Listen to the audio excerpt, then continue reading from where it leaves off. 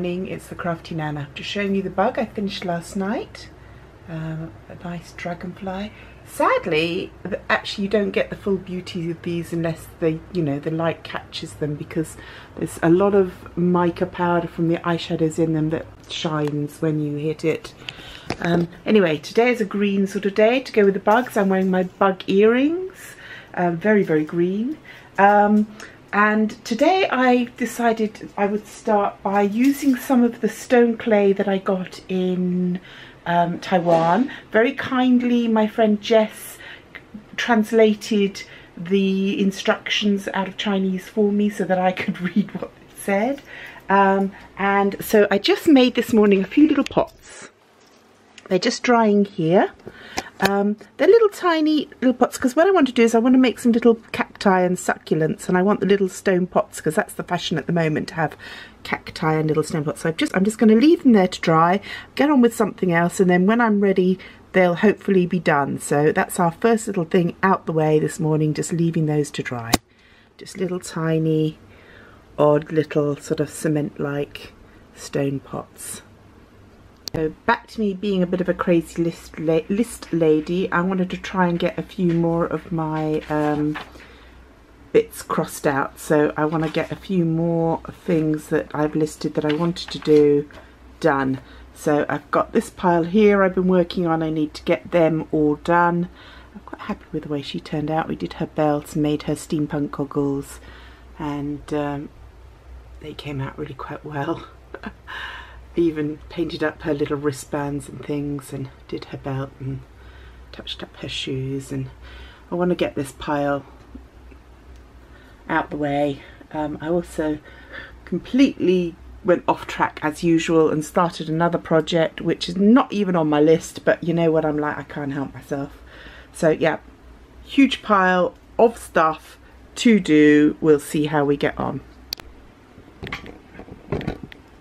Okay, so I've just got into trouble with my husband for not checking that you can actually see what I'm doing, and I have to be the first to admit that yes, once I get carried away with what I'm doing, I'm not so good at checking that you can actually see what I'm doing.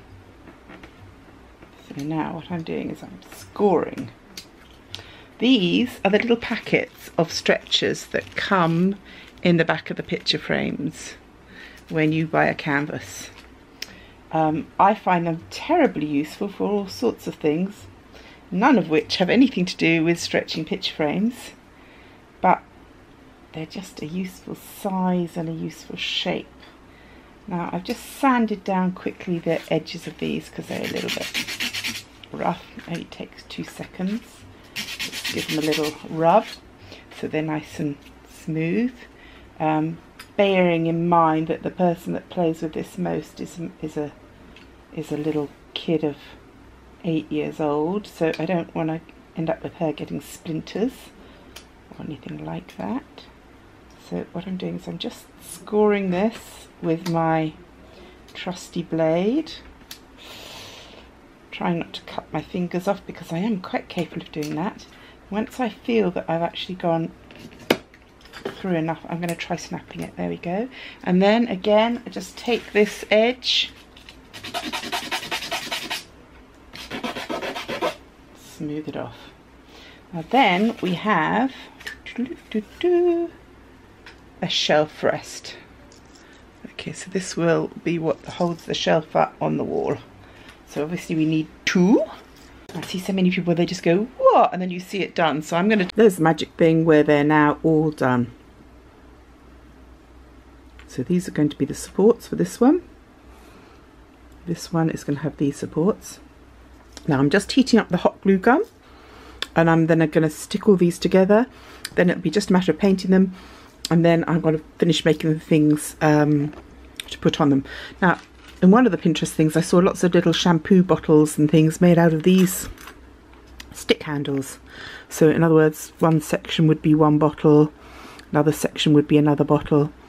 So I might do a couple of those just to mix in with the other bottles that I've made, so that it gives it a bit of a feeling of not everything being the same. All right, let's get on with it. put a little label on this and a little stand so it will stand up, and I think it looks like a little tiny miniature monster shampoo bottle, so that's cool. I have been making the Harry Potter books. They've been on my list to do for a long time.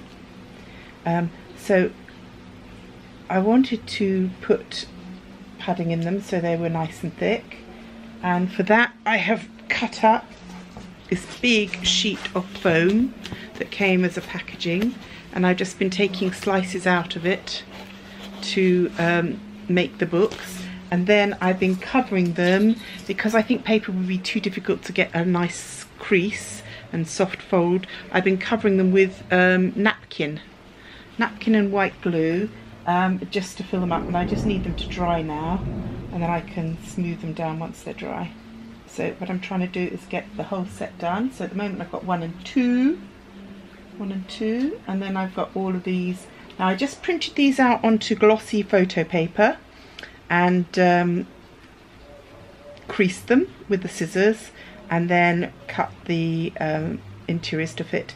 It's just because we're all big Harry Potter fans in this family, and these printables are all on Pinterest where you can find them, and because we love Harry Potter, we thought it would be cool to have the books on the bookshelf.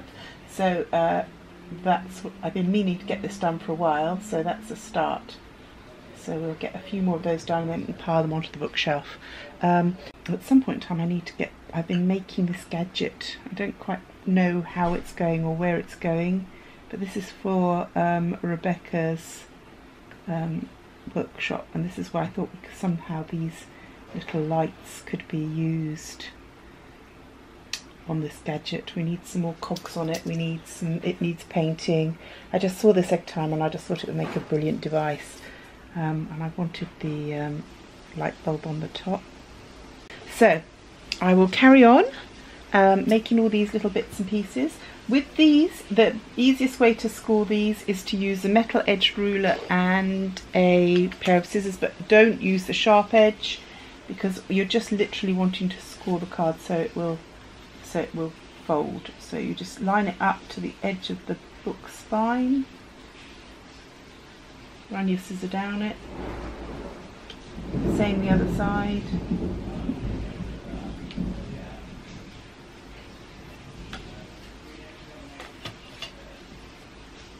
One, two. Easy peasy. And then you just literally measure up your foam. Make sure it's the right size, because each one of these is slightly different. That's a little bit smaller, but that's okay. We can cut a bit off once we've done it. And then I just slice down how much. This is actually a thicker book, so I'm going to cut a little thicker for size. Right, so we need to trim. Actually, I think the thicker side is better. Trim, okay. And stuffed inside the book. And voila! Harry Potter and the Goblet of Fire.